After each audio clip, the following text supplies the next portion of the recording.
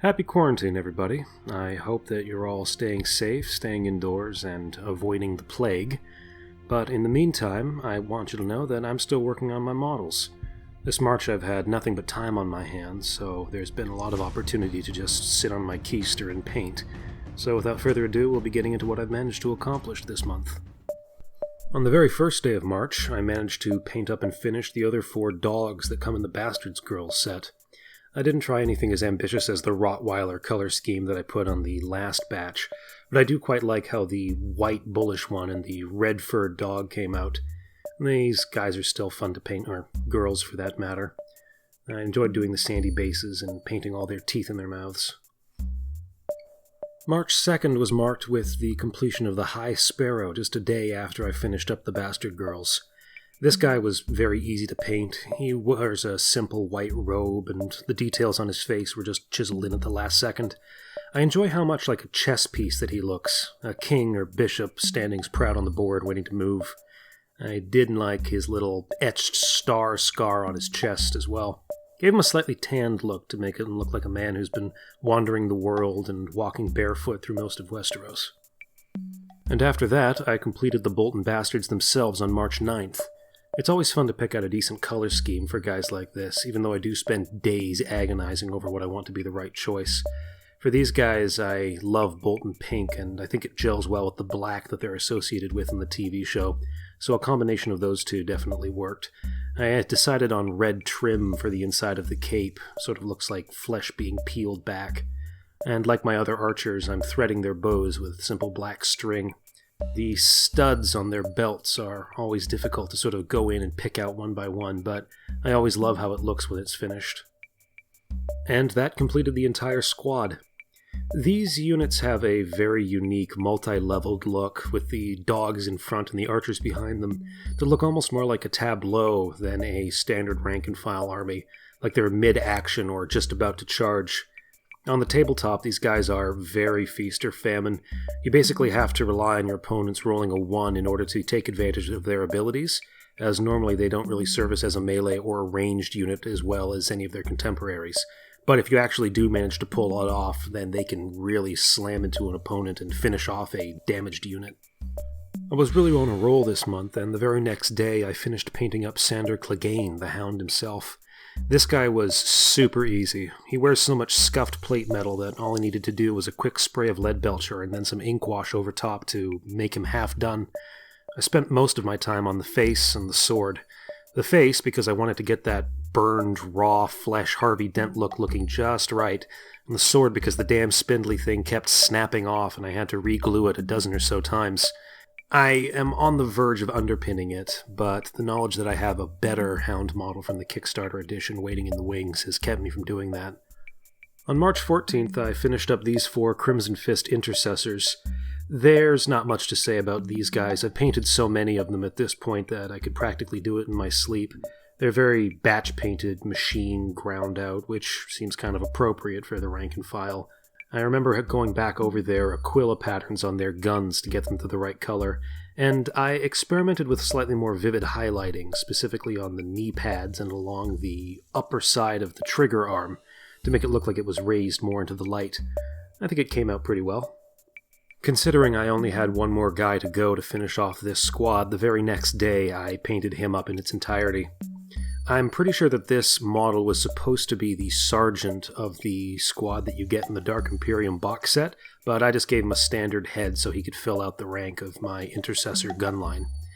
I quite like the pose on this guy. It's a bit odd considering he looks like he's wandering around in shell shock after an explosion, but the open stance allowed me to put more detail into his belt and the torso of the armor.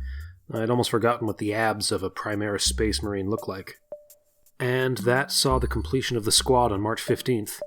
The sergeant wielding the power fist here was actually painted months ahead of time, right after I finished up the first mobile recon squad, the first intercessors that I ever painted.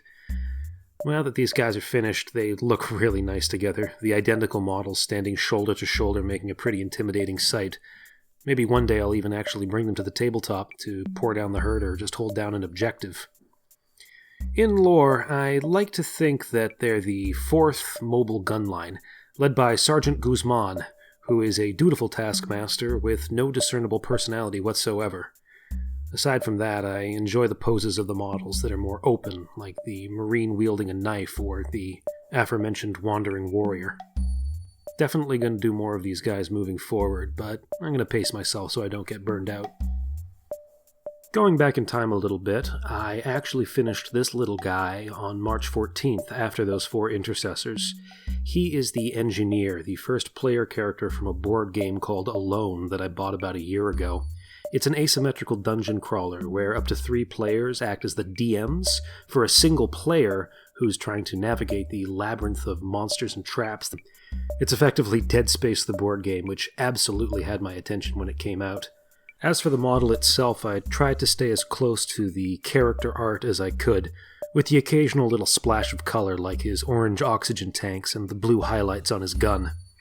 I particularly liked how the helmet came out. I used gold paint with red contrast over top of it and a final layer of gloss to make it look like a mirrored, sunlight-sensitive visor that an astronaut would wear.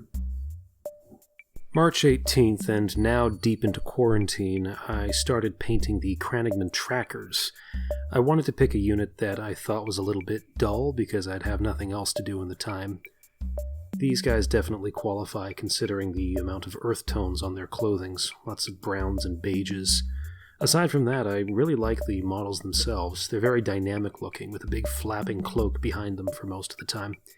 Even though on the archers the string is slightly awkward, the lower half is pressed against their bodies in a weird way.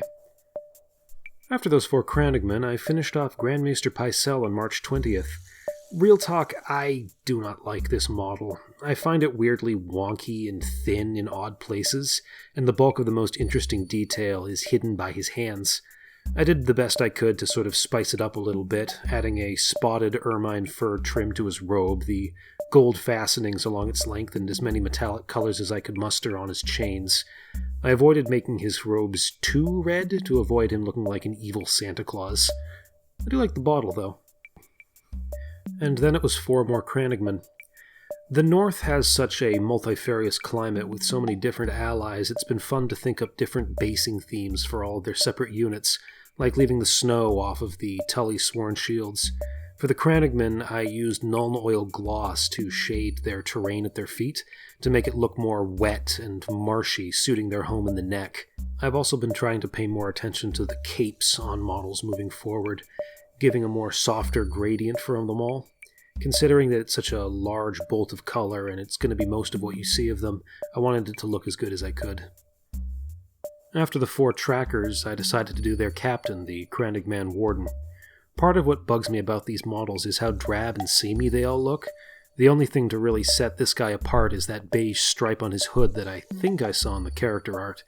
I've had enough experience painting these kinds of things on hoods from those Skitarii I did a year or so ago, so it was pretty simple to just pencil it in.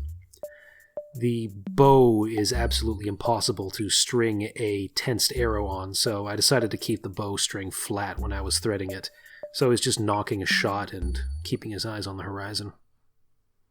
March 29th saw the completion of the last 4 trackers, and the completion of the entire unit. These last 4 were pretty easy compared to the rest. I'd had so much practice and I knew the layout so well I was practically painting by numbers.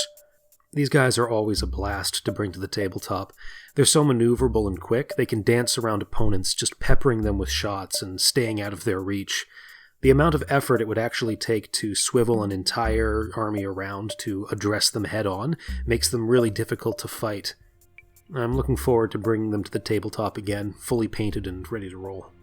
This month I was actually fortunate enough to play a full tabletop game of Song of Ice and Fire on March 4th, with a good friend of mine who runs Tabletopia over on Instagram. Check him out, links in below. This game saw my Stark forces with a few Bolton add-ons fighting his Lannister forces with a few Bolton add-ons.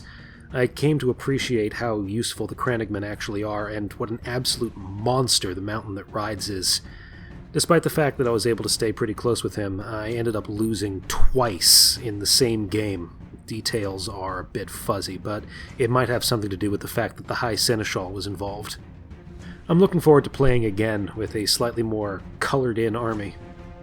This month, as I strive to fill and patch holes in my collection, there was a pretty healthy investment of new troops, namely these guys, and these guys, and these guys, and this. So, yeah, I'm gonna have a lot to do moving forward. Totaling everything up at the end of the month, I managed to paint 30 models in the month of March, with 37 new acquisitions. That brings my totals up to 69 painted, and 96 pending. Look at that. Little palindrome averages. I can also add a new category with one game in the played column. I'm hoping to put those numbers up as the year moves forward. That's about everything for now. I'll see you folks in April, if we all survive for that long.